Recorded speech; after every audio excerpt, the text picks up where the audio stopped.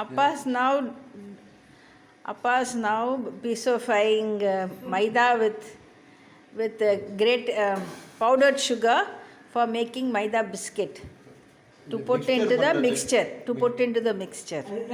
Mixture பண்றதுக்கு இது முதல் ஸ்டெப் 1/4 கிலோ மைதா மாவு எடுத்துருக்கேன்.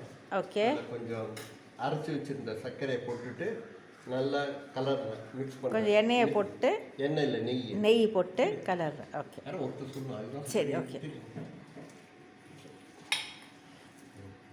சர்க்கரை 2 3 4 5 6 6 ஸ்பூன் நெய் நல்லா விட்டுண்டு இதுதான் சக்கரை பாலாம்பல்ல, இது குட்டி குட்டியாக இருக்குது சக்கரை பிஸ்கெட். ஹிந்தியில் சக்கரை பாலா.